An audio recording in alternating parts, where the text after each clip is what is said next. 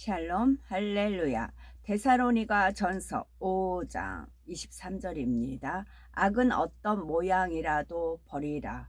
평강의 하나님이 친히 너희를 온전히 거룩하게 하시고 또 너희의 온 영과 혼과 몸이 우리 주 예수 그리스도께서 강림하실 때에 흠없게 보존되기를 원하노라.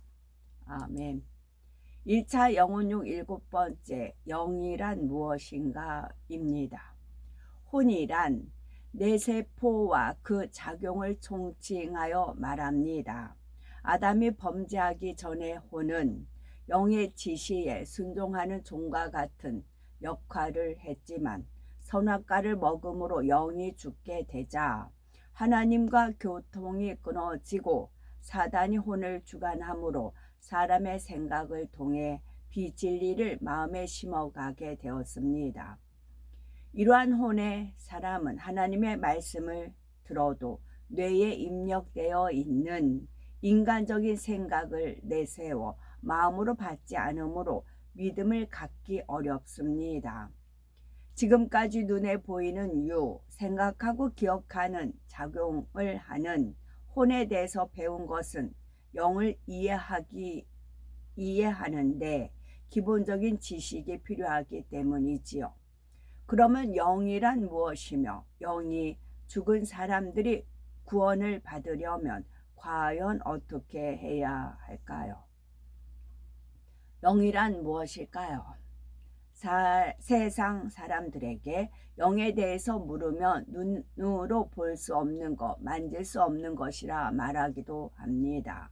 하지만 하나님께서 말씀하시는 영이란 죽지 않고 썩지 아니하며 영원한 것, 변함이 없는 것, 진리 자체를 말하지요.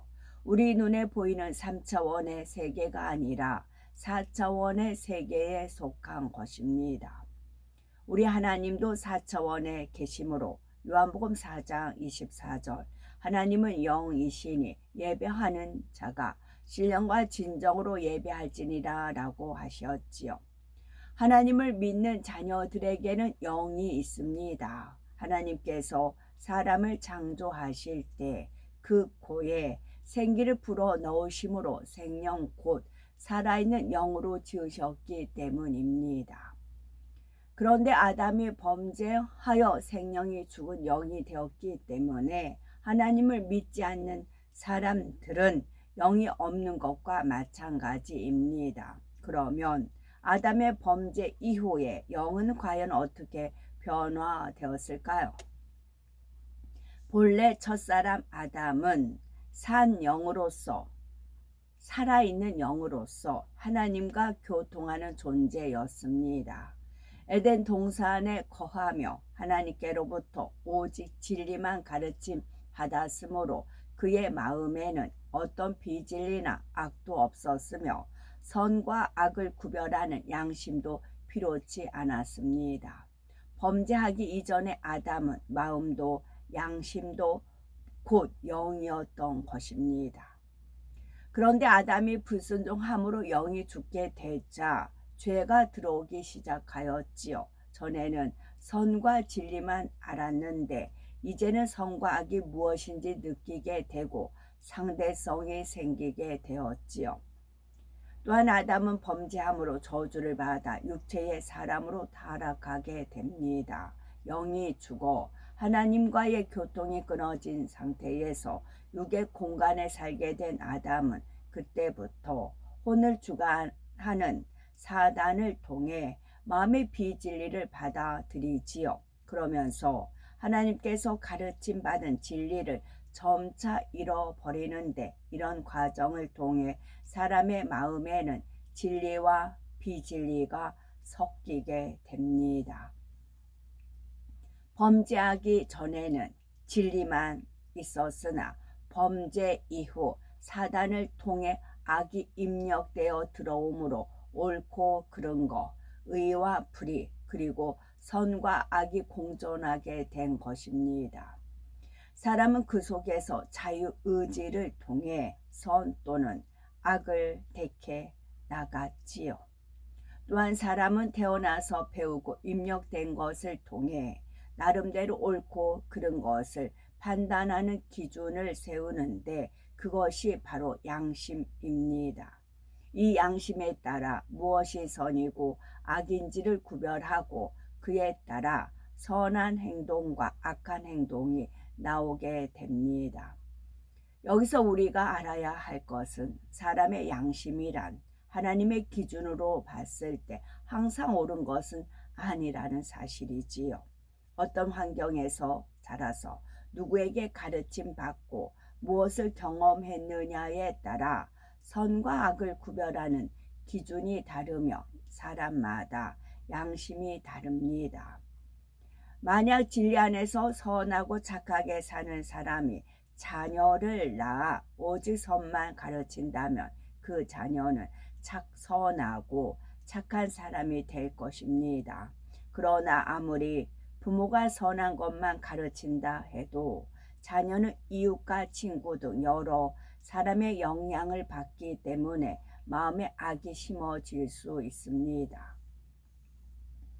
이와 같이 아담이 범죄한 이후에 사람의 마음과 양심은 이전과는 전혀 다른 상태가 되었지요.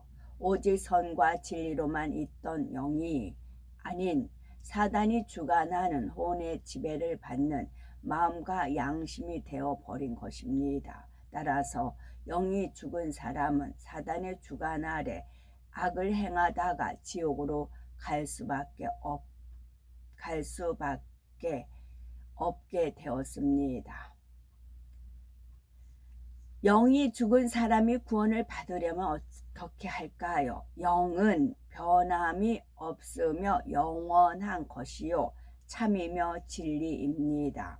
반대로 영이 아닌 것은 썩어지고 죽어질 수밖에 없으므로 영이 죽은 상태에서는 결국 사망인 지옥으로 가는 것입니다. 여기서 우리는 사람의 영이 왜 중요한지를 깨달을 수가 있지요. 바로 우리가 구원받아 천국에 가기 위해서는 죽은 영이 다시 살아나야 하기 때문입니다. 하나님께서는 죽은 영을 다시 살리기 위해 독생자 예수 그리스도를 이 땅에 보내주셨지요. 말씀이 육신이 되어 이 땅에 오신 예수님께서는 진리의 말씀을 가르쳐 주시고 영생으로 갈 수 있는 길을 열어 놓으셨습니다. 그러면 예수님을 통해 어떻게 죽은 영이 살아날까요?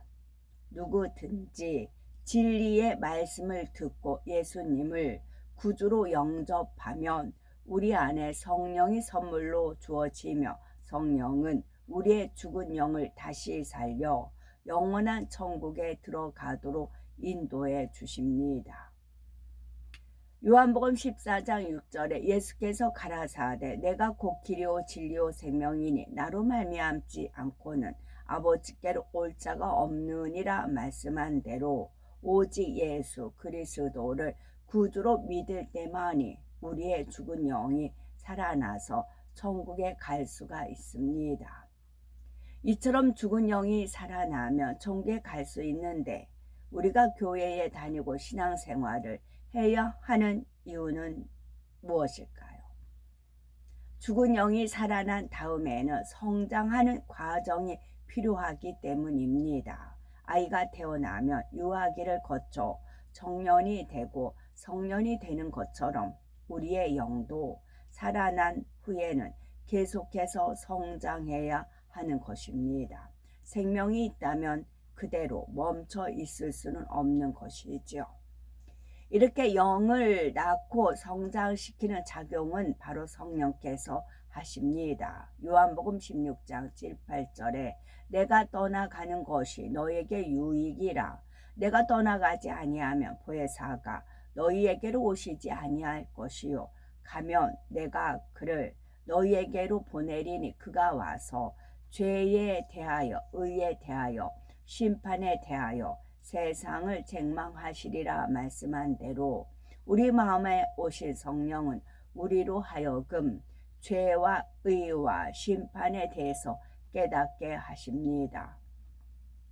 또한 구세주 대신 예수 그리스도를 믿을 수 있도록 도와주시며 하나님의 말씀 안에 담긴 영적인 의미를 깨닫고 마음으로 받을 수 있도록 이끌어 주시지요. 우리가 성령의 도우심을 통해서 마음 안에 진리인 하나님의 말씀이 심어진 만큼 영을 낳습니다. 하나님은 영이시고 말씀은 곧 하나님이시기 때문에 진리의 말씀이 심어진 만큼 영을 낳게 되는 것이지요. 이렇게 죽은 영이 살아나서 성장해 가는 과정이 바로 신앙생활이며 이 과정을 통해 잃어버린 하나님의 형상을 회복하여 하나님의 참 자녀로 나오게 되는 것입니다. 요한복음 3장 5절을 보면 예수님께서 사람이 물과 성령으로 나지 아니하면 하나님 나라에 들어갈 수 없느니라 하여 영적으로 거듭나는 과정을 비유로 말씀해 주셨죠. 여기에서 물이란 진리요 하나님의 말씀을 뜻합니다. 따라서 물로 거듭난다는 것은 하나님의 말씀을 마음에 새겨 이 말씀 안에 살아가는 것을 뜻하지요. 또 성령으로 나지 아니하면 하나님 나라에 들어갈 수 없다 했습니다. 예를 들어서 우리가 성경을 100번 읽었다 해도 우리 안에 성령이 오시지 아니하면 말씀에 담긴 영적인 뜻을 깨우칠 수가 없습니다. 하나의 지식으로 쌓일 뿐 마음에 심어지지 않고 믿음이 되지 못하므로 행함이 따르지 않지요. 성령께서 도와주셔야만 영적인 깨달음이 오고 이 말씀을 붙잡고 기도하면 행할 능력이 주어져 하나님의 말씀대로 살 수 있으므로 성령이 오실 때만이 우리가 천국에 간다고 하는 것입니다. 비유를 들어서 농구에 관한 책을 열심히 담동만 한다고 해서 농구 선수가 되는 것은 아니지요. 실제로 훈련을 해야 합니다. 열심히 골대에 공을 넣어보고 코치의 도움을 받아서 고된 훈련과 연습을 통해서 몸에 습득이 될 때 비로소 농구 선수가 될 수가 있지요. 신앙생활도 마찬가지입니다. 아무리 설교 말씀을 듣고 성령의 도우심이 아무리 설교 말씀을 듣고 읽어도 성령의 도우심이 없을 때는 하나의 지식에 불과하지요. 마음에 믿어지지 않고 행함도 따르지 않는 것입니다. 오직 성령의 도우심을 통해 진리의 말씀을 깨닫고 마음속에 의심 없이 믿어지는 참 믿음이 생겨나지요. 바로 그럴 때 행함이 따르는 것이요. 행하는 만큼 비진리의 육이 벗어지고 영을 낳아 점점 영의 사람으로 변화되는 것입니다. 영의 사람이란 온전히 진리의 말씀을 마음에 심고 행하여 마음이 옥토로 이루어진 사람을 말합니다. 영의 사람이란 온전히 진리의 말씀을 마음에 심고 행하여 마음이 옥토로 이루어진 사람을 말합니다. 즉 진리의 말씀을 듣고 마음 문을 열어 말씀을 마음에 심으면 진리와 반대되었던 것이 마음 안에서 뽑혀 나가지요. 돌밭에서 돌을 주워서 내버린 만큼 가시떨기 밭에서 가시를 뽑아낸 만큼 옥토가 되는 것과 같습니다. 또한 밭에 잡초가 있으면 뽑아내고 흙을 잘 갈아서 고르게 다듬는 만큼 옥토가 되지요. 이렇게 진리로 온전히 심고 행하여서 마음이 옥토가 된 사람을 영의 사람이라고 합니다. 우리가 주님을 영접하고 성령의 도우심으로 진리의 말씀을 심고 행하는 만큼 진리에 유배된 것이 하나하나 뽑혀 나갑니다. 혈기, 미움, 시기, 질투, 판단, 정죄, 거짓, 간사함, 병개함 등이 뽑혀 나가게 되지요. 결국은 마음 안에 진리만 있을 때 영의 사람이 되었다 말할 수가 있습니다. 그래서 우리가 온전히 영의 사람이 되려면 성경 66권 말씀이 그대로 마음 안에 임해서 이 말씀 안에 살아가야 하는 것입니다. 영의 사람이 된 상태에서는 양심도 진리로 바뀌고 마음 자체도 진리가 되었기 때문에 마음이 곧 영이고, 아담이 범죄하기 이전의 마음이 곧 영이요 양심도 영의 상태와 같이 영에 속한 영혼육을 이루게 되는 것입니다. 우리가 천국에 가기 위해서는 죽은 영이 살아나서 성장해야 하는데, 그 과정이 물과 성령으로 거듭나는 것입니다. 하나님의 말씀대로 살지 않으면서 말로만 나는 믿는다 하면 하나님 나라에 갈 수가 없습니다. 하나님의 말씀을 듣고 성령의 도우심을 받아 진리의 말씀을 마음에 심어 행할 때만이 마음에 믿어지는 믿음이 생기고 영으로 변화되어 영원한 천국에 들어가는 것이지요. 요한복음 3장 6절에 육으로 난 것은 육이요 성령으로 난 것은 영이니 말씀하셨으니, 날마다 성령의 도우심과 능력을 힘입어 성령으로 영을 낳으심으로 온전한 영의 사람으로 신속히 나가야 되겠습니다. 아멘. 샬롬.